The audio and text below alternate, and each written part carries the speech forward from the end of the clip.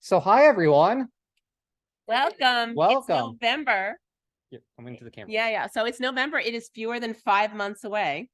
Everybody who thought I was crazy 6 years ago no longer thinks I'm crazy. Maybe they do still, but yeah. So we've got a bunch here in the audience and like a ton online. So thank you both, everybody, for coming. Just to get out ahead of this, next month's meeting is going to be completely on Zoom. So put December 13th, Wednesday, December 13th on your calendars for 4 p.m. Just in case y'all dropped off at the end when you see that slide. I wanted to get out ahead of that. Which reminds me, I forgot to create the Zoom for it before today's meeting. Oh, wow. That's okay. We should introduce ourselves. I'm Deb Ross. I'm chair of Rochester's Eclipse Task Force, co-chair of National. I'm Dan Schneiderman. I'm the Eclipse Partnership Coordinator here at the Rochester Museum and Science Center and one of the co-chairs for the task force. For everyone here in person, welcome. Everyone online, welcome as well. As always, who's here for the first time? We have a couple people here in person, and we have a couple people virtually as well. Hi. Lovely. We love having new people every time. We are picking up so much momentum. It is so exciting. Here we are. Oh, of course, of all the things for me to share too. Okay. Here we are. Great. Making sure that's sharing there. Okay. Lovely. Fantastic. So we are now down to 144 days. This past Monday would have been 21 weeks, I think I saw online. Yeah, that number is getting smaller and smaller. And it's going to be really scary come December. Quick reintroduction to all of us as part of the task force leadership. But we, of course, have Deb and myself. We have Diana and Rachel from Visit Rochester who will be coming up here later on. And of course, Jim and Lori, who will also be coming up here later on from the Genesee Transportation Council. Yet again, reinforcing this every time. The main times for you to remember, 2:07 p.m. for when the eclipse starts, when the moon starts to cover the sun, 3:20 p.m. for when totality kicks off. The length of totality will depend on your personal location that day. And then the whole thing ends at 4:33 p.m. when the moon starts to move away from the sun. And, quick science, moon in front of sun creates giant shadow. We are in that shadow. Anywhere between these two blue lines is in the path of totality. And one of the things that I kind of want to reiterate, as much as we've been getting the word out about the eclipse, there are still so many people who don't know. Just from personal experience this past week during my dentist appointment, my dental hygienist knew about the eclipse. The people at the front desk didn't. There are still a lot of people to spread the word. Yes, I did also tell all of the people at the dentist to prepare for April 8th. That is just who I am at this point. I got my dentist to cancel afternoon of April 8th. That's the way to do it. Best I got is my pediatrician, but because we're like at that 6 month out mark. So everybody who's been, making their appointments for the next 6 months, not April 8th. So that is one of the weird ways to measure time is between dentist and doctor's appointments. But it's a way. As mentioned in the with the map, the closer you are to the red line, the longer it is. All of these maps can be found on the website, and we can explain them in greater detail. I wanted to give a quick classes update, since I know everyone has been asking again and again and again, and guess what? They're in production. Yay. It may have taken way too long. From what I've been told, all of the classes should be produced over the next 2-week period. It's probably going to be hopefully everything should be fully produced by December 1st. Remember, next week is a shorter week and people deserve their holidays and time off. So just kind of keep that in the back of your mind. We have to deal with that. Once everything has been shipped, I will let people know, and then I will let people know how we're going to be distributing classes. Let's just say we will have we might be competing with boxes against Santa for how many boxes we'll be receiving for classes. Yeah, we'll be giving away a lot of gifts. I cannot guarantee that your glasses will come in a bow or wrapping paper. Speaking of other glasses things, we aren't the only ones selling Eclipse glasses. We actually have a map off of Rochester Eclipse 2024.org.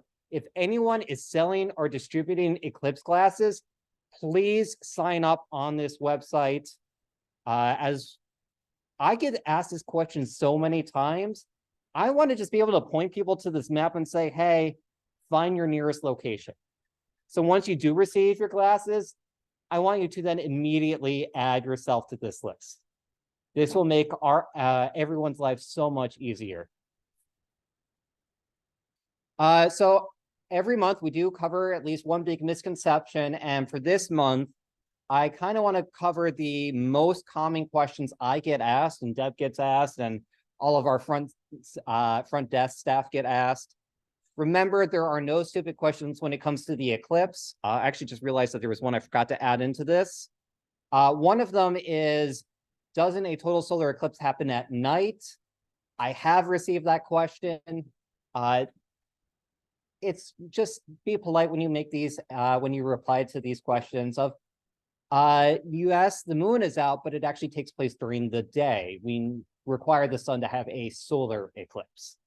I have been asked about, is it dangerous to view the eclipse? Are there harmful rays? This is a common misconception. It comes from a lot of mythology. No, there's nothing different with the sun. It is still perfectly safe to view a total solar eclipse. We do recommend that you have proper safety equipment, but you know, there's no special rays that are emitted. Of course, there's that common question we're all going to be asked: what happens if it's cloudy? Still taking place. We're still celebrating. What day of the week? I get asked this all the time. Mondays, kind of skipping down. Can I use sunglasses? No, never. Don't use sunglasses to look at a total solar, to look at the sun. I want to say one of the most common questions for Deb and I is, what's the best place to view the eclipse? Yes. For which it honestly comes down to personal preference. You can have, as Deb puts it, a me eclipse or a we eclipse. So you can do it in your own backyard, or you can be at a festival with tons of other people. It's up to your personal preference. There is no one better viewing location than another in the greater Rochester region, as long as you are in that path of totality. Of course, we get people asking, will it be pitch dark? No, it's like a deep twilight. For all of you here in person, it's going to be about as dark as it will be outside when we all leave today's meeting. To give you a good idea, it's about an hour after sunset or a deep twilight. A lot of people will ask about the last time. Didn't we have just have an eclipse? Yes, but it was only partial. We have had people asking about, concerns about the cats and dogs. Your cats and dogs really won't mind. We have been asked if you should be wearing glasses when driving home after totality, for which, number one, stay at your location, celebrate, enjoy, relax, enjoy the eclipse. There's a whole second half after totality, and there's plenty of activities going on in Rochester. The other part of that is, please don't wear your eclipse glasses while driving or walking. I have heard plenty of stories from 2017 of people putting on eclipse glasses in schools and having kids walk through doors, down hallways, downstairs. You're basically blindfolding those kids. So yeah, I don't recommend walking around unless you're playing pin the tail on the moon, or actually pin the moon on the sun. That would not be a bad eclipse game. I think you should do it right here at the RMSC. Yeah. Well, at least no one's having a bat with a pinata, which was my other thought. And then if you are wondering about how to take a photo, we are going to get that information up online. Though my general advice is, if this is your first total solar eclipse, don't worry about it. Let other people take photos. You're going to want to enjoy every last second of it if you can. So that's, our misconceptions for the month. Okay. A quick review from the AAS's Solar Eclipse Task Force. So we closed on Friday for the applications for the J. Pasikoff NSF Mini-Grants for outreach to underserved communities. I'm very happy to say that we are actually looking at 152 proposals right now. 10 of them are from the Rochester area. I have recused myself from review of those 10, but I'm very, very proud that of we have a nice sizable proportion of those applications. So you will find out on December 15th, if you are in that audience, y'all 10 people, whether you received a grant. Now we have an update. So let me stop sharing my screen. And Jessica, you're going to get ready to. I'm Jessica ready. doesn't need to share her screen. She's just needs to. Oh, I'm just no, I trying don't. to find, there you are. Hi, Welcome. everybody. Can you Thank introduce yourself too and your title? Here. Sure. Hi, everybody. My name is Jessica DeCerce. I am the governor's director of interagency operations, and I am sort of heading up the state's interagency task force on the Eclipse. So I'm happy to be here today. I know a lot of members of our state team have attended your meetings consistently, and I know they will continue to do so. So I want to say hi, excuse me, and thank you to all of you guys on the call or who are there in person. And thank you to Deb and Dan for your leadership. You've consistently been in front, blazing a trail and planning for us in the state. And, my first real exposure to Eclipse planning was at the museum for an AAS conference. I learned so much there, and it was such a great jumping off point. Deb, to your point about people laughing, when we first started talking about the Eclipse like 18 months ago, it was the same thing. People are like, well, why are we talking about this? What are we talking about this now? And now that it's starting to get close, 144 days, things are starting to move fast, and no one is laughing at me anymore. They're now becoming incredibly interested in what we're doing. So I think that's exciting. We all, us in the state, all of you on the call or in the room, we all have a shared mission. We want to ensure that this rare event is something that can be, viewed safely and enjoyably by everybody, both our residents and visitors who are going to be coming in. The rarity of this event, along with the fact that it's happening on such a large geographic swath of New York State, is presenting some challenges and opportunities. So obviously there are a lot of great economic benefits to having a large number of visitors come to New York State. We welcome them, we want them to come. However, a massive influx of people that we're expecting is going to stress our infrastructure across the board. Transportation, traffic, mass gatherings. You put a lot of people in one place, there's always, challenges. What are the risks to hospitals, schools, just everything. So as you all know, maybe, and if you haven't, I'll introduce that. We've created an interagency task force of more than 20 agencies with experts in each of their fields to gather information, assess where our potential problem spots may be, plan for those, and make sure we have assets, resources, people, and procedures in place to either prevent issues, hopefully, and or deal with them as they arise. Our task force members have really been working hard for the last 12 months in, engaging with partners in all levels of government and any other, relevant organizations like our TPAs. So we have two tracks in this task force: marketing and communications is one, and public safety is the other.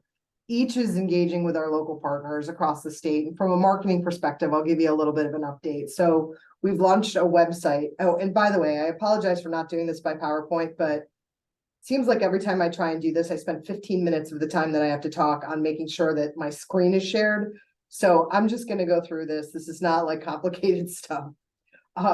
So we've launched a website that is, and I'll send this around in the chat. It's www.ilovenewyork.com/eclipse. It has a lot of information about the eclipse, the path of totality, and how to watch safely. There's also a calendar of events. We've asked all of the regional TPAs to submit their events, and I hope everyone here can help us with that as well. This event calendar serves a couple of purposes. One, it'll let the public know where they can gather to find great spots to watch the eclipse, where they're going to be across the state. Two, so we, the state, can track where we know people are going to be gathering and plan accordingly. In addition, we're asking for information from the TPAs and other organizations to inform where they in the region do not want people to go. Taking their input into consideration. If there's a place where a gathering crowd would be a big problem, we can help convey that as well. Oh, thank you for putting that up. Appreciate it. So as we get closer to the event, we'll be updating this website. This is like a moving target, right? We're going to be updating with more state news, more focus on how to safely watch, and other related information. You'll see news releases from the governor's offices and from some of our agencies roll out as we approach the event. If you haven't had a chance to go through this website, please take a look. A couple other marketing related updates I want to share with you guys. So our New York State parks, we have a lot of state parks in the path of totality. Because of this, Parks is opening some of their campgrounds early. This is before their season normally starts. We announced this in July that 7 campgrounds would be open, and all 7 are already sold out. So that is fantastic, and also sort of a barometer of the interest that we are seeing in New York across the state about the eclipse. And another great exciting news this week, NASA and New York State Parks are going to be collaborating to provide special programming and events in Niagara Falls. We are so excited that NASA chose New York State as one of its partners, and we're building that out. We'll continue to share details of what the collaboration is, we have them, but we'll be, with the libraries and with our state park viewing area and with educational institutions. So we're really super excited about that. And as we talk about glasses, through I Love New York, the state is procured an order of Eclipse glasses. We use some as promotional materials at the state fair this summer to let everybody know about that and to let them know that they should go to the website. Dan, I know you had a chance to connect with Rich Gagliano, one of our task force co-chairs at the fair this summer. I loved the big Eclipse glasses from all you guys. I brought a lot of folks of our state team over to see them. So we'll be distributing glasses in some public state locations as we get closer to the event. I don't want to put them out there now because we feel like if people are taking them, then they'll lose them, and we want to make sure that they have them for the event. In addition to all that, we'll be launching social media and digital campaigns to get the word out about New York State being a great place to watch the eclipse, and that'll eventually morph into, as we get closer, messaging about health and safety. To your point about the glasses, sunglasses aren't enough. Make sure you don't walk into walls. I mean, you can try that, but I think probably people still will. So that's going to evolve too. But we want to make sure that we use the platform that we have statewide and, beyond the state to make sure that we get this messaging out so that people can be safe and healthy while they're watching this really, really cool event. Before I move on from the marketing, I really just want to reemphasize that if you're planning to an event or connected to an organization that is, we really want to have it listed on our website. So I'll put some contact information in the chat, to make sure that I can connect you guys with the right people to be able to get that up there. It's just giving us the basic information. We'll link to your stuff and it'll be up there so that we have this sort of comprehensive look statewide of where people are going to be. So that was the fun stuff, as I say. From a public safety perspective, we're treating this like it's a statewide event. Our task force's public safety committees are really well into the planning process. This is a huge undertaking that is going to touch most, if not all, of our state agencies. So the task force has been studying other states' planning and after action reports from the 2017 eclipse. And we've learned a lot of lessons from what they have gone through. And so that we can head off, not mistakes, but not entering into some of the situations that they entered into, and hopefully heading some of this stuff off. Obviously, traffic management is going to be huge. If you look at post-event traffic maps from 2017, the traffic backups, if you're looking at Google Maps and there's a red line on one of the interstates, that means like traffic is backed up. Those traffic backups exactly mirrored the path of totality, which was so interesting, not shocking, but interesting to see on a traffic map. So DOT and Thruway will have critical roles along with our municipal partners who will be dealing with the local roads. We know there are going to be backups. That is absolutely unavoidable, but we're working on specific strategies to be able to mitigate that, including encouraging people to stay, like your Take Tuesday initiative. I have a feeling that no matter what we do, we're still going to have massive traffic backups, but we're doing everything we can to make sure that people can get from one place to another safely. It just happens when you have that many people on the road. In addition to those obvious issues like traffic, we have our agencies assessing and making plans for less obvious things.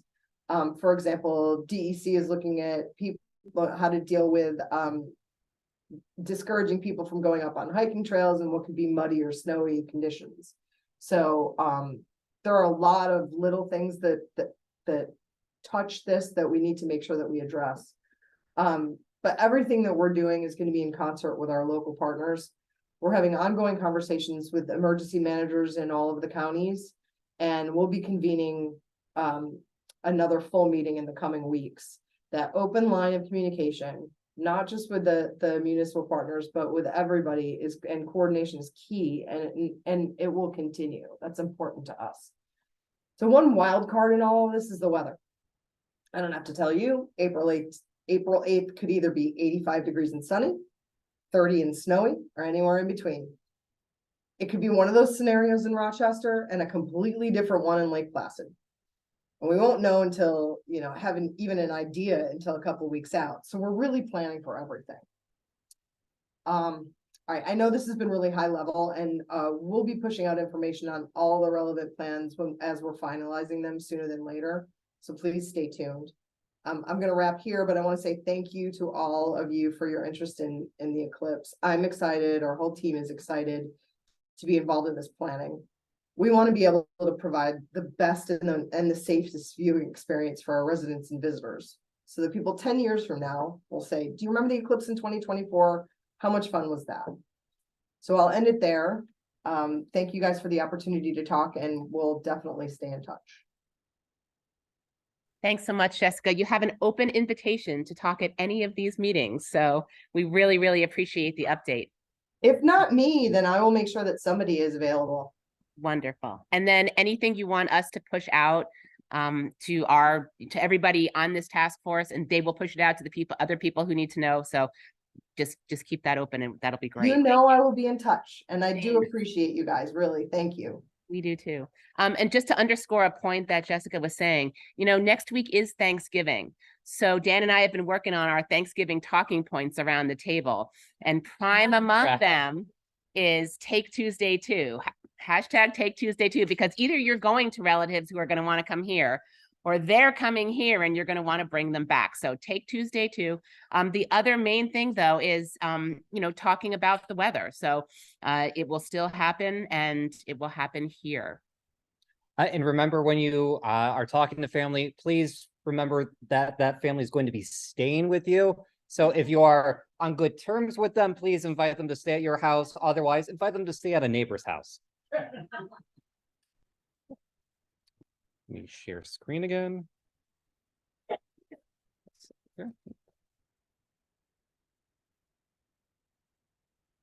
Okay.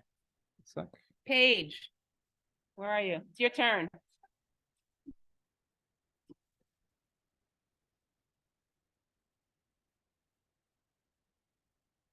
Hi, everyone. Hi, how is everyone today? My name is Paige Engard. I'm the Director of Communications at Genesee Country Village and Museum, where we have been working for almost a year now to plan a really, really large scale eclipse event, not just for Monday the 8th, but for the 3 days leading up. So Friday, Saturday, and Sunday, April 5th, 6th, 7th, and 8th, we will have festivities happening at Genesee Country Village. Specifically for the viewing day, Monday the 8th, we are going to be launching ticket sales next week, which is really exciting. And I highly encourage everyone, go take a look at gcv.org and see what we have lined up for our eclipse event. Essentially, we're going to be having a festival on those days leading up for folks that are coming in from out of town that want something to do, maybe have somewhere else that they are going to go view the eclipse, but are looking for programming that's relevant. So we're going to be focusing on sort of the human experience, citizen science of the 19th century, photography, any sort of ties that we can find with 19th century literature and culture. Really cool stuff happening during those days leading up. And for the actual viewing day, we are going to be selling viewing experiences in our historic village and around our grounds. So you and a group of friends or family could rent a 19th century home to have as your home base for the day, have a fire going in the hearth, have catered food, access to an open bar, see the eclipse, access all of our programming. That's sort of the high tier of ticketing for the day. We are also offering sort of regular tickets, come enjoy the day, have one of our meeting center spaces or our exhibition barn spaces as your home base, have access to food, a bar, kind of like the PGA, where you pay for a ticket and you get food and drink all day sort of thing. And then we're also having a drive-in experience. So fit as many people as you want in your car for a flat rate, come enjoy all that we have to offer, and guaranteed a great open air spot to view the eclipse.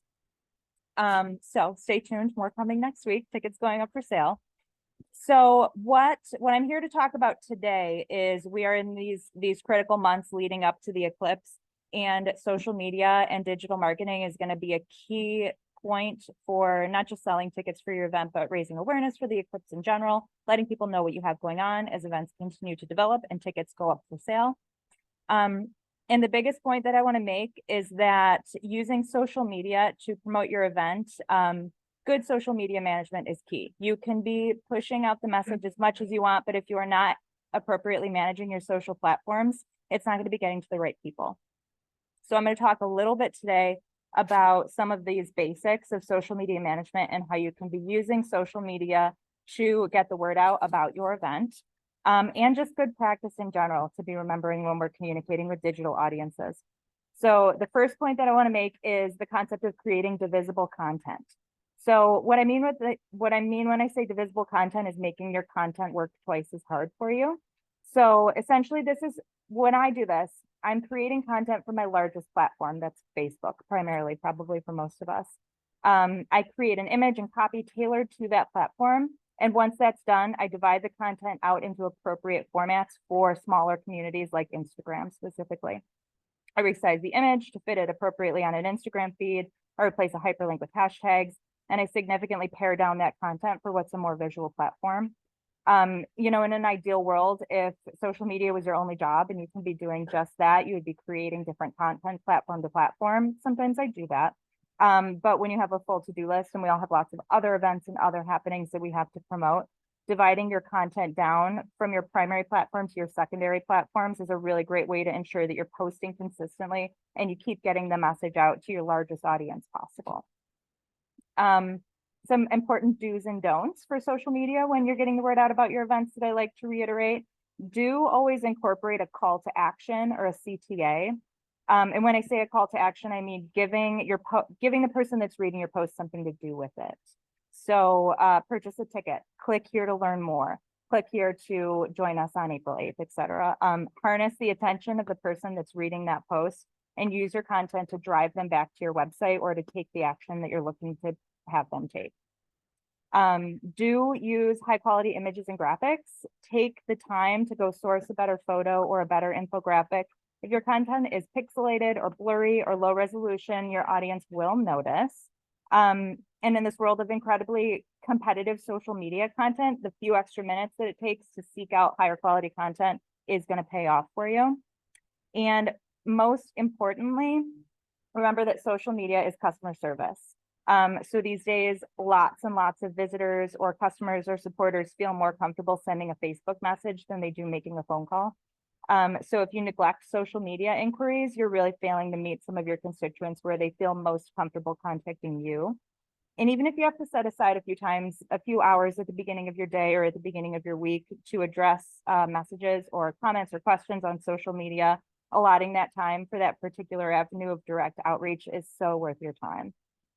A couple don'ts. Don't use these calls to action where they don't belong. The biggest offender that I see here is full hyperlinks in Instagram posts. Please do not do this. There's nothing more frustrating as a user than when you actually want to take an action, like buy a ticket or learn more about an event, and you try to click on a hyperlink in an Instagram post, perhaps not knowing that you can't do that and having nothing happen. You will lose constituents this way. You will lose actions this way. Absolutely. Instead, use calls to action where they belong. Instagram stories have a plethora of options to drive links back to your website, to click here, learn more. Encourage your users to use the buttons in your bio to get in touch with you. Give people avenues to take action where they can actually do so effectively. Otherwise, you will definitely lose that click through to your website. Growing your audience, your social media audiences should also always be top of mind when we're trying to increase reach and get the word out about our events. The very best way to do this is to continue to engage with everyone that engages with you. And what I mean by this is responding to comments, answering messages quickly, liking and commenting on posts that tag your location or photos taken on your site, and resharing user-generated content. You can follow relevant hashtags to your organization or to your mission and stay in the loop with what other Eclipse events are happening, what other companies are doing. And you can also actively be doing what I like to call harvesting followers by engaging with what other people are doing at relevant locations. A good example of this is anybody that comes to RMSC and posts an Instagram post here, they're going to be getting a like from Genesee Country Village because I want them to come to me too. Do this. Social media is a social outlet, and it's important to remember that. So people don't post on social media and hope that no one interacts with their content. They actively want to see interaction. So you can give value back to potential future visitors or event goers simply by engaging with their content. That like could become a visit, and thereby you're growing your audience and expanding your reach. And another little tip to keep in mind on Facebook is to always check on the likes on each of your posts. Anyone who isn't already following your page but is engaging with your content should be. And you can check every single person that's liked a post or engaged with a post and click invite next to anyone who doesn't already follow you. 9 times out of 10, that person will follow you. They're already interacting with your content. They should be part of your audience.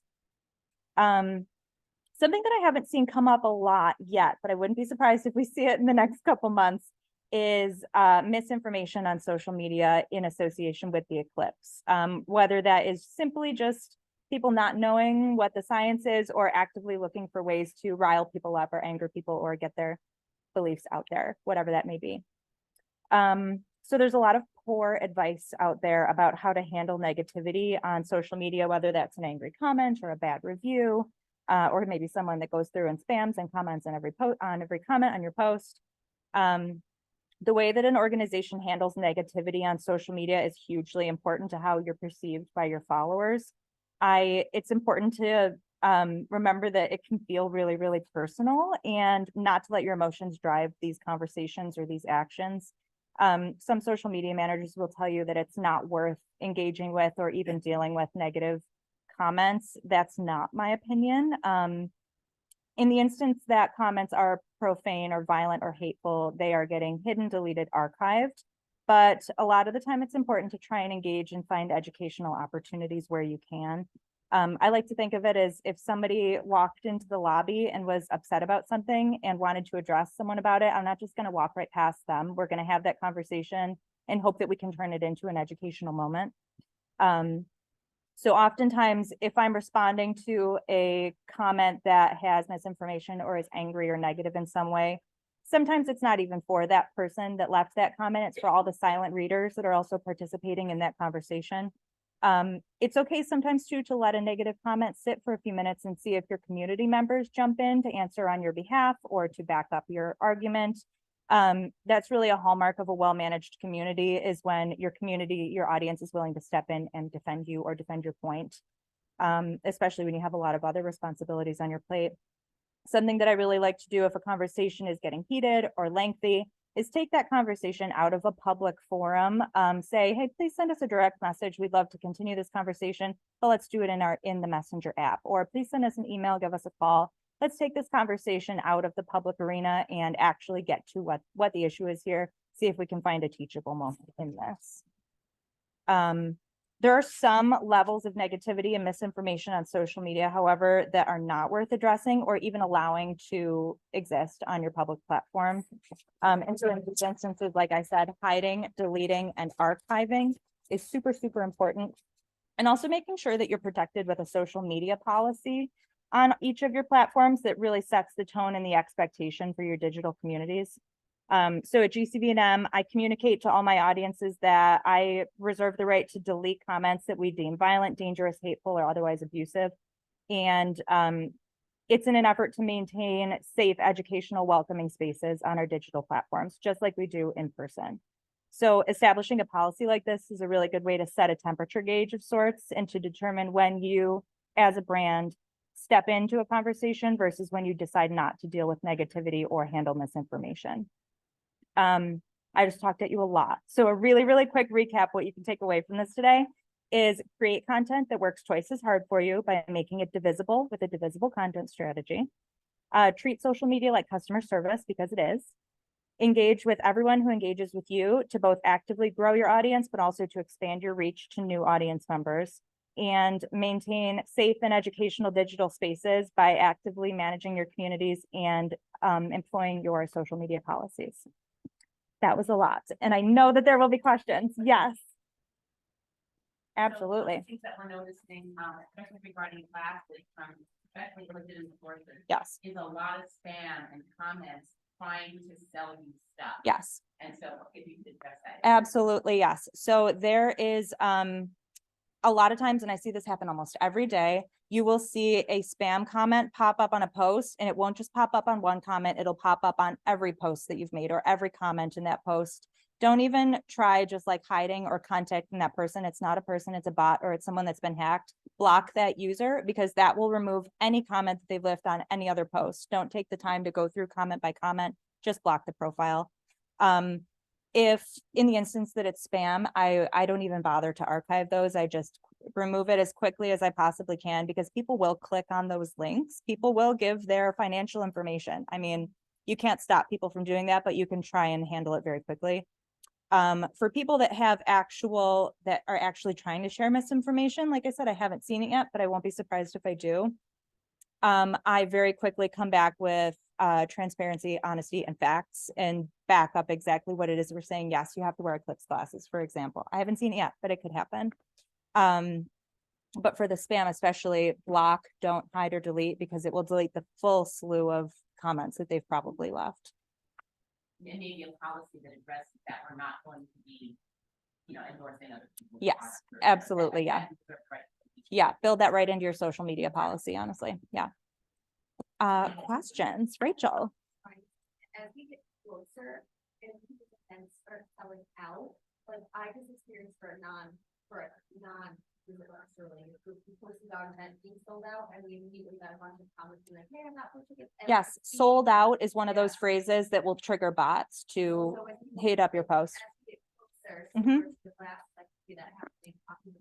Absolutely. Sold out is one of those phrases that triggers bots. Limited access, running low, any of those things that that imply some kind of scarcity will trigger probably more than one multiple spam comments happening. And like I said, just block the user and it will delete all the comments, because they're likely not just hitting that one post. They're going to go through all of your posts, and not just on your main page, but also in all of your event pages too. So block in the best effort to just put an end to that. Yes.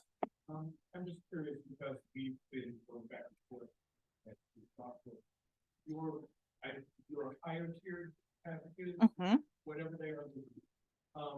But I'm curious what the charges do. Yes. So for the most affordable ticket for the day is actually going to come in right around $110 per person. And that is going to be access to what we're calling our hospitality spaces. That will be our exhibition barn, our meeting center, fireside lounge. So you get a home base for the day. You get, comfy furniture and a fireplace and food and drink all day long, access to programming in the village for that $110 price. For the drive-in option, it is going to be $250 a car flat rate fee. You could come with one person in the car, or you could come with 8 people in the car. It depends on how many you want to fit. You're guaranteed a spot for essentially tailgating. No alcohol, please. We sell alcohol. You can buy it there. But bring a pop-up tent, bring a campfire setup, go out and enjoy the programming in the village, enjoy food and drink, and know that you have a warm, comfy car to go back to if you're chilly, and a really nice spot to view the eclipse from. So that's sort of what that tier pricing looks like. 110 is being the lowest and most affordable option. $250 for a flat rate fee for the drive-in, and then the prices in the buildings vary depending on, is there a bathroom in the building? Do you get a fireplace and a staff member that's gonna, stock your fireplace with wood all day long, sort of thing. So more to come next week.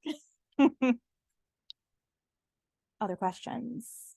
I will remark on the social media side, we actually have seen some space-related issues. I want to say the most common thing on social media whenever a news channel covers the eclipse is probably the weather. That's yet again number one. Rochester, we know who we are. And then the other one is here at the museum, we have seen some fun messages on social media in the past with other space-related events. I think about this past spring when Jupiter and Venus were close to each other, and all of a sudden we got a lot of UFO messages and conspiracy messages. These things will pop up. So just gotta mentally get ready. There's you can go back online, and if you feel like scrolling far enough, you can find 2017 examples. So that is something to be on the lookout for. It's not a bad idea either to sort of compile those questions as you see them come up and draft responses to them, because you can expect that they'll come again and you can rework those responses and have something sort of ready-made and ready to go. That's not necessarily like a canned reaction, but is, you know, you're preparing yourself with copy. So cool. Okay. Yes, thank you. And we can't wait to see those details next week. Yeah. Okay. Bob, you're Oh, out see, there I on mean- Zoom. We're gonna find Bob. I'm here. I hear you. Woohoo. Hey, Bob. Do you need Hi, to share your everyone. screen, or are you gonna make your I'm announcement? just gonna talk. You get to see my face for a few minutes, and then we'll go from Sounds there. good. My name is Bob Craig. I'm the assistant general manager with Rochester Red Wings, and we are happy to kind of sneak peek for everyone here that we will be making Innovative Field hopefully the largest viewing party in downtown Rochester for the Eclipse. We will be releasing more information soon on ticketing. Let's share with you now, there'll be a general admission ticket that we will sell, as well as some suite options with food and beverage included, as well as some VIP options on the field, because we feel the field actually provides a pretty good viewing spot for the Eclipse and the build-up. So we'll have a few packages available. We'll make them as friendly and economical as we can for that, because that's kind of our goal with everything we do at the Red Wings. And our goal is really to make it a party. We're going to have concession stands open. We're going to have some live music, arts and crafts, and really make it an educational event too. That's a goal of ours, to really make it all encompassing for everyone that wants to attend. So we're excited for it. We're going to be releasing official details, logos, merch options, all sorts of good stuff coming soon. But we very least wanted to mention today that we will be hosting an event at Innovative Field, and we're beyond excited to do so. Thank you.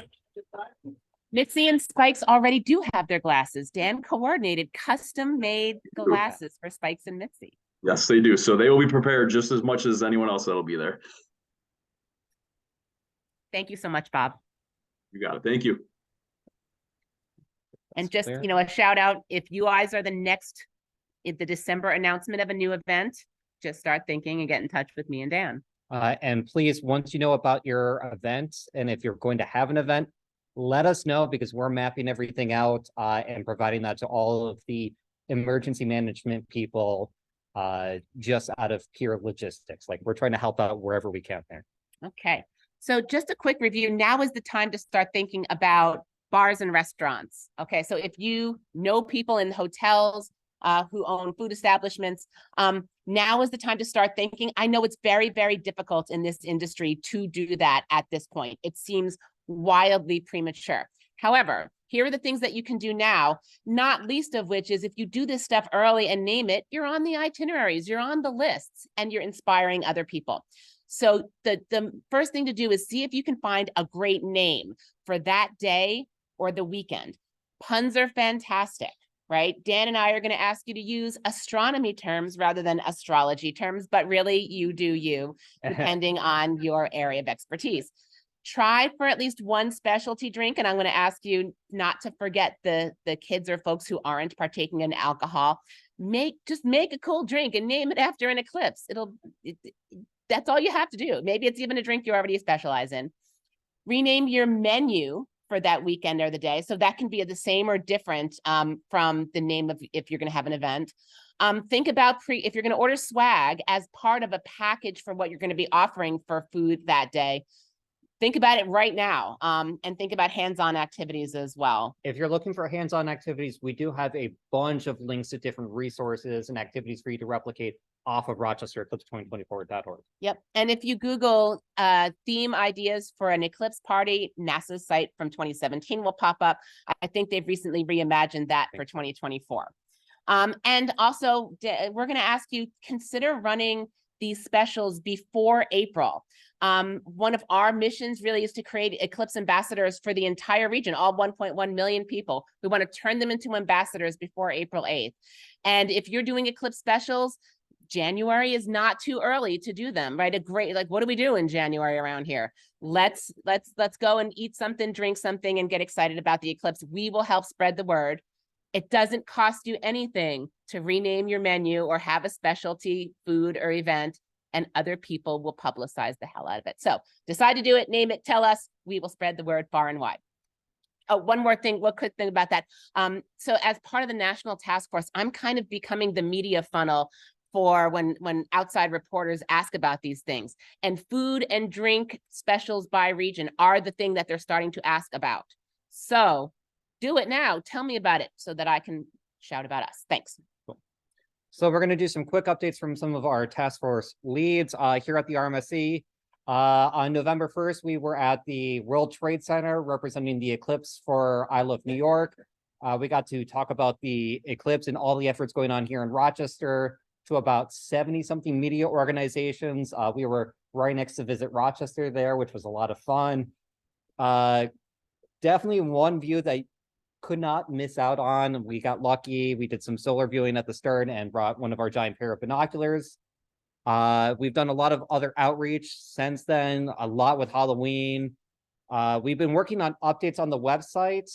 You will start to see a lot more things change in the next couple of weeks. I'm transforming it from being more aimed at stakeholders to being aimed at the greater public.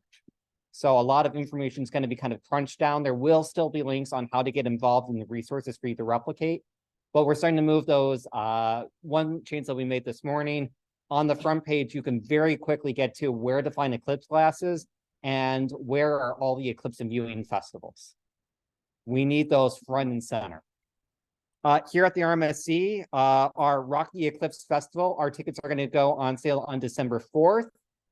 We have some big speaker announcements to be making soon. We have a number of folks lined up, and we're working on contracts. So we unfortunately can't make any announcements yet, but we have a lot of cool science and non-science speakers, and I'm trying to think of the best word, production fun going on in the background. We have opened up our call for volunteers as of today. We wouldn't be able to pull off the event of our size at the without the help of the wider community. That's on the Rock the Eclipse page. And we're starting to reach out to community organizations to participate in the event as well. Will be a 3-day event. We're taking over the entire campus, and we have some fun surprises. I'll get to our planetarium director in a sec. One of the new website updates, thanks to New York State Parks, you can now 3D print your own pinhole viewer if you have access to a 3D printer. They designed this in the shape of New York State, and it has the path going over the eclipse. It's really hard to see in this one, but I do have at least one initial print, working on some better prints later on.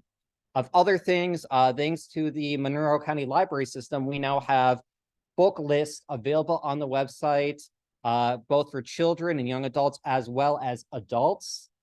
So if, and these are, a lot of the books are within the Monroe County Library System. So I do recommend you visit your local library and read a lot of these wonderful books. I also like to bring up our new planetarium director, Jim Bader, just to say a quick hi.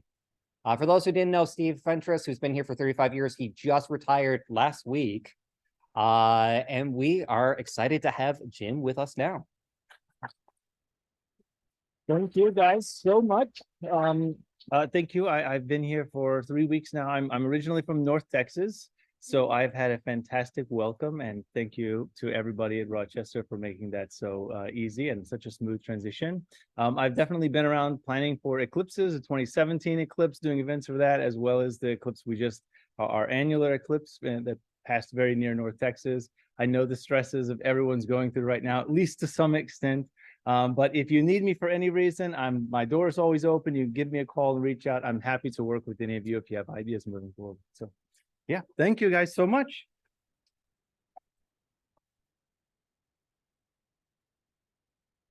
We'll call up, is it Jim or Lori? Lori today.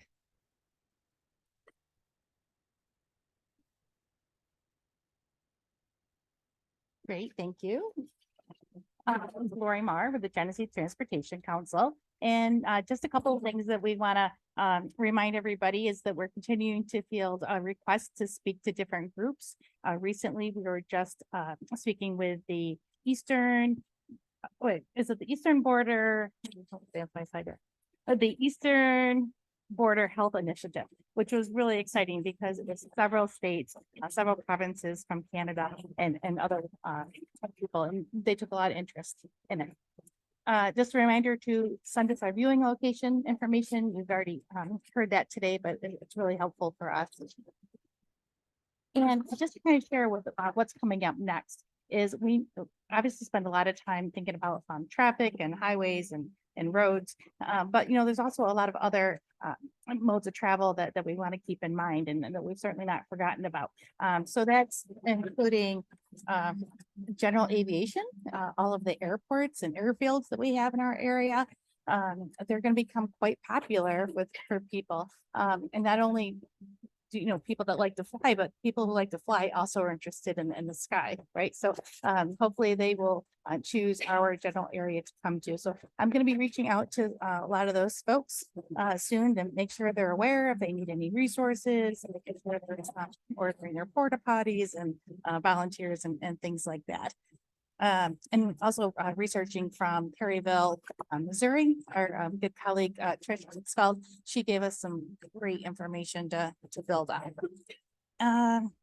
Also, the intercity buses, like Trailways and companies like that, our passenger rail. I'm not sure if they have anything scheduled, particularly for the Eclipse, so we're going to reach out to them. All the mariners, anyone who travels by boat. We know people are going to be, well, probably not on the canal. I don't think it's going to be open, but, up on the lake and the river and other places. And then, of course, the bicyclists. I know the first thing, you don't really necessarily think people are going to bike here, but there's two things. One, this is an experience worth traveling for. So bicyclists do travel great distances to see really cool things. And people bring their bikes when they come here. And we've got a lot of resources with the bike maps that we have on our website, but also Reconnect Rochester has some great resources and things. And, people might want to be out on some of the trails like the Genesee Valley Greenway Trail. There's so many wonderful opportunities. So we want to make sure that those folks have what they might need as well. And also transit. So if there's I have some basic information for all of our airport owners and such, but if anyone is particularly interested in this topic, please reach out to me, Elmar, LMAHER at gtcmpo.org. Sure.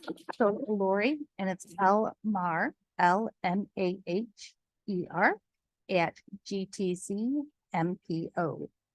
Stands for Genesee Transportation Council Metropolitan Planning Organization .org. Yep, more like star. Now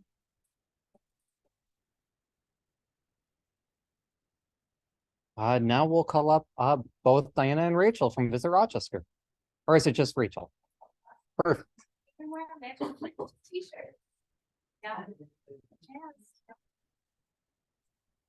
Before I start officially, I have to say, because I see Pam here from Fairport, I was at a not that it's a contest, everyone has equal enthusiasm for the Eclipse, but I was at a birthday party at the Parenton Rec Center this Sunday, and I saw so many of the Rochester Eclipse posters. So the challenge is out there to everyone else. You need go to the Parenton Rec Center and see the excitement they have at the rec center for the Eclipse, and then let me know, and I'll go everywhere and let you know. Anyway, on to the business at hand. So hi, everybody, over at Visit Rochester, specifically at visitrochester.com/eclipse. We've been adding more blog posts, itineraries, and updating our FAQs on the website. Kind of similar to what Dan had been saying, we're on the same wavelength today, Dan, about trying to add to our Eclipse viewing locations page. If you would like to be listed, please let us know. And again, like we're really trying to promote the larger, venues that are really looking for a significant visitor presence. We do have a paid media campaign that'll be launching post holidays, and some of you saw the creative before. If you haven't seen it on our shirts or on the screen, we're going to share a preview of some creative for that as well in just a second. And Diana has some updates on group tours. Yeah, just real quick, as it relates to group tours, if you are welcoming group tours to your attraction or location, please let us know, as well as if you have bus parking. We are having a meeting at the end of the month with the Rochester City School District, since they are not in session that day. So hopefully utilizing some of their schools for parking. And we have ongoing conversations with RGRTA about possibly providing RTS shuttles as well, since they will not be transporting students. So that would help alleviate any parking concerns you might have as it relates to group tours. And now we're thrilled making its Eclipse Task Force debut. All right, with the assistance of Dan Schneiderman. I'm going to And the creative from our friends at J Advertising. stop share for a quick sec. Sure. I need to share with sound. Yes. So while Dan pulls this up, we did, for those of you who were at last month's meeting, we did share, and again, you saw the creative theme for our campaign, Rochester, New York, the path of totality. Awesome. And so we wanted to share a video that is going to be utilized in the paid, in the marketing campaign. The total solar eclipse is coming. On April 8th, 2024, Rochester, New York has front row seats to the spectacular once-in-a-lifetime event. From astronomy fans and history buffs to gamers, animal lovers, museum goers, and farm fresh foodies, there's something for everyone on our path of totality awesome. Because in Rochester, when the sun and moon align, the stars will align for you. Plan your trip today at visitrochester.com.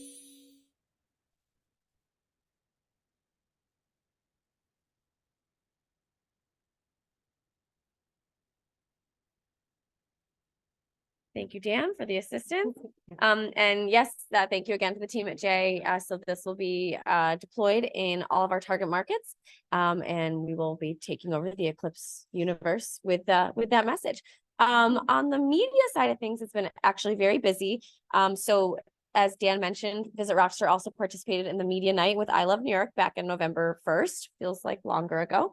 And then at the same time, so while my colleague Gabby Garcia was attending that on our behalf, I participated in a Society of American Travel Writers virtual media marketplace, and many of my appointments were related to discussions on the eclipse. So those conversations are actively ongoing. It seems like every day now, truly, we're having another conversation with a writer about the eclipse. We have a couple writers who are already confirmed to be here on April 8th, 2024. So we're excited to start to kind of see all these plans coming to fruition. And then we are continuing to receive media leads and requests kind of on a one-off basis. So one today I wanted to share is that there's a writer who's looking for any camping locations that are like near capacity for April 8th. Don't know if that applies to anyone in the room or anyone on Zoom. And I'm gonna have a sidebar conversation with Dan and Deb to figure out the best way to kind of get some of these real-time requests and updates out to this broader group. We may have maybe like an opt-in system. So if you want to just get these requests, we don't want to bombard you, but also we don't want to miss out on these opportunities. So more to come, and how do we kind of figure out that communication. But to kind of close our update, I'm thrilled to share a recent piece of media coverage. This is from a writer that we hosted in early October, 7 reasons why Rochester, New York is the perfect place to experience the 2024 total solar eclipse. So the headline says it all, but this is the exact type of outcome that we are looking to create and to garner from our media efforts. So did you have more? And I know we talked about group tours, but I just want to reiterate that group tours are coming and they are seeking programming. So anything you have to offer, that QR code will email me directly. So send me the information you have. And if you can't access the QR code, it's dianarr@visitrochester.com. dianarr@visitrochester.com. So DIANAR@visitrochester. Okay. I think that's everything. Any questions for Visit Rochester from anyone in the room or on Zoom? I don't know how to look at the Zoom, so I'm just gonna walk away. Yeah, Thank I you. know it's Thank you, everybody.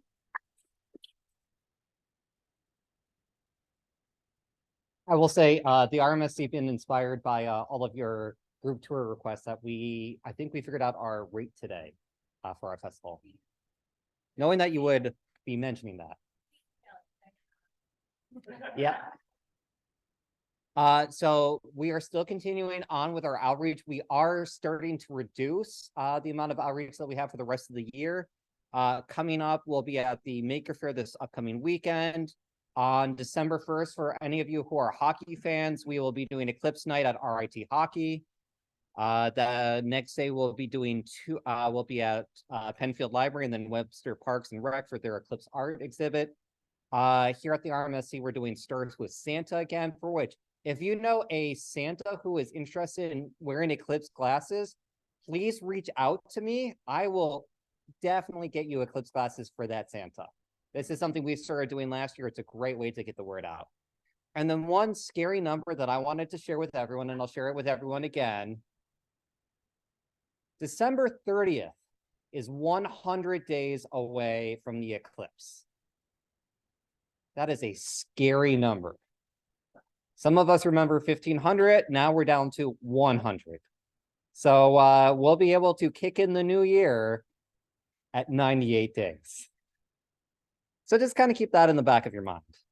As Deb mentioned at the top of the meeting, our next meeting will be on Wednesday, December 13th over Zoom. We will get that information out a little bit faster this time, but give us till maybe after Thanksgiving. Just knowing that we are all celebrating with our families. Of fun things that we wanted to share that have been sent to us. The local scouts are doing a patch design contest, which I thought was a lovely idea. I love that activation. For anyone who wants to go visit our friends down the street at the George Eastman Museum for their gingerbread exhibit that takes place every year, be on the lookout. There is at least 2 different eclipse themed gingerbread creations. For which, you know, some of them are even wearing eclipse glasses, and there's that little small gingerbread hidden next to that Kodak camera. With that, before we announce what we've been up to, as always, remember who isn't in this room but needs to be involved. As we mentioned, there's so many folks that just do not know about the eclipse yet. We got to think about how to tag them in. You can find all of our social media. We would like to invite people who are physically here and then online to mention what they're up to. As it is 5:04, we would like people to keep it a little bit short, but we would like to invite people up right now. Go ahead. I can actually even give a mic. Yeah.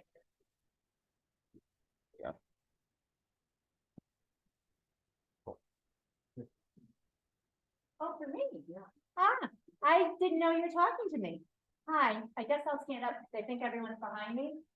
Yep. Hi, my name is Kiki Smith. I'm with the Southeast Area Coalition of Seats in the Fullshed, and wanted to share with you, based on a number of things we heard earlier from Jessica, Dan, and Deb, our total eclipse of the park at Genesee Valley Park, you know, we realized that it's 3 minutes possibly of occlusion, and that Mother Nature has its own mind. So our little gig is promoting accessibility and inclusivity for people living with vision loss, which a number of Americans are, I mean, we're all fascinated by this darkness for a few minutes, but many people live in it all the time or partial.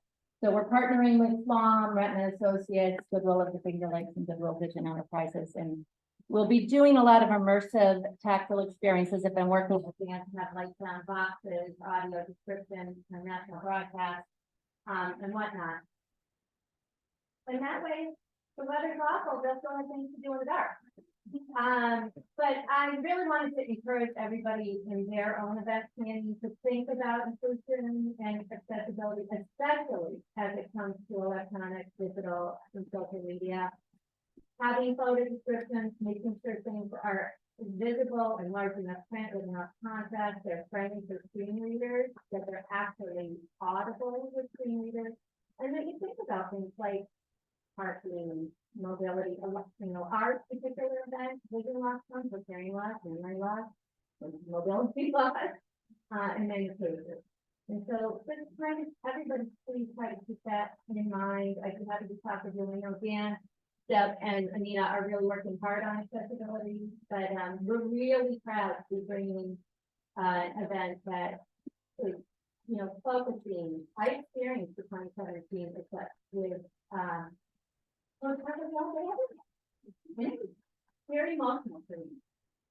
It's an event I'd like to really make some meaningful and engaging content for people with both vision loss and those who are interested in supporting our life more. It's going to hit all of us done. So that's it. Thanks. Don't want to take up too much time. Thank you.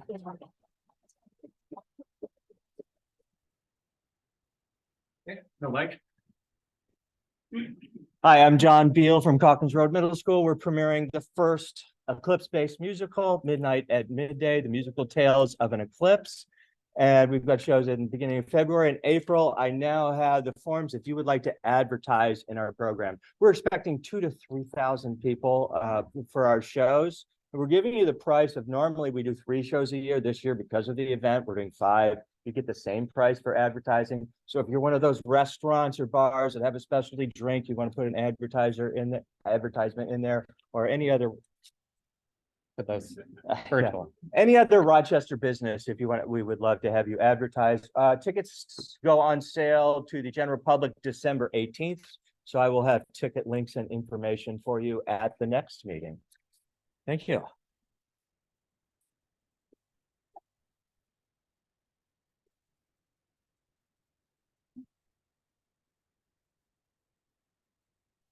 Hi, everybody. I'm James Berry from the Rochester Philharmonic.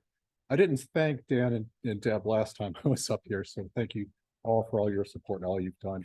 And in particular, thanks to Deb for this great idea that the RPO should do a concert on the Sunday before the eclipse. So a little update from us.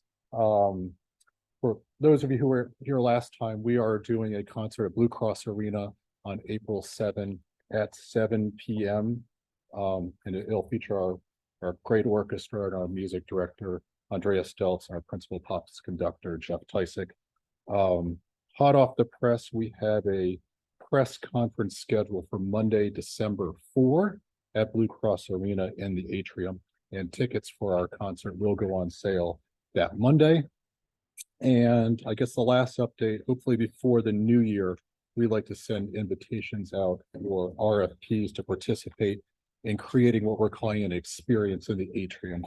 So before the concert, about an hour before, we'll have kind of a quasi swap meet / state fair. I don't really know what to call it. It could be educational experiences, could be performances, family activities, demonstrations, games. We could feature local organizations, cultural and otherwise. So we're going to create a really exciting event outside of the concert experience itself. So that's all from us, and stay tuned for more about our press conference on December 4th. Thank you.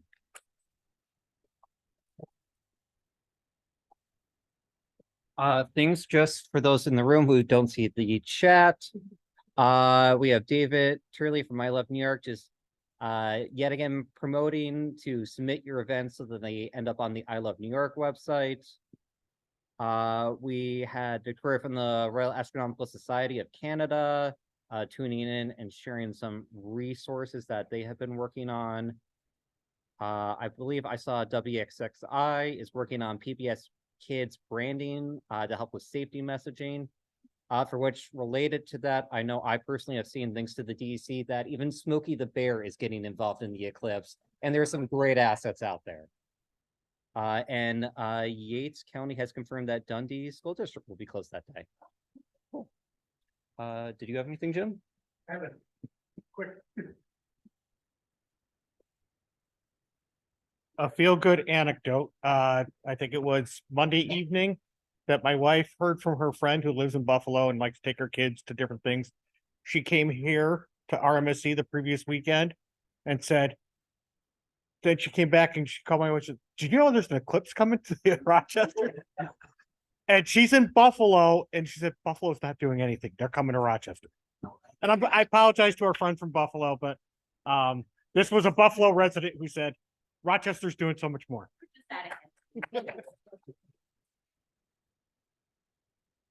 Yes. Do we want to go through Rachel? Okay, or but then there's a specific email as well to send your events to. It's I love NY pitch, like CITCH at ESE.NY.gov. So you can send it. Here. Or visit Rochester. You can forward, if you're sending, but you can add that email to your announcement list. Okay. Yeah. And here's the website. Here's that email for you as well. And thank you, Dan. Thank you. With that, Amelia, I see you have your hand raised. Hi, thanks for inviting me to this. It's been a pleasure to join for all these meetings. I've spoken at one or two, but I know there's some new folks circling in, so I just wanted to repeat and introduce myself again. I'm with Ward Science. We're a science education company based out of Rochester for over 160 years. And I just wanted to put out there that if anyone needs support for teachers, small group learning, any kind of activity or material needs for the Eclipse, we have activities, we have booklets, we have free resources online. We also have glasses and equipment, of course, solar telescopes, solar binoculars, photo filters, smartphone adapters if you want to live stream the eclipse, all that kind of stuff. So please reach out to me if you're interested. I actually just had the pleasure of being at a teachers association in Texas last month, and they're displaying 2 full tables worth of eclipse material. So the excitement is transcending around the country and I'm sure around the world. So I'll put my email in the chat. If you have any interest in any of that material, please let me know. And thanks again for inviting me to be a part of this community. Thanks, Amelia. No, that actually brings up a good point. I've been contacted by a number of our stakeholders. It's now the time to be talking to each other. And the easiest way to do that, to find each other, is to log on to your eclipseweb.org dashboard.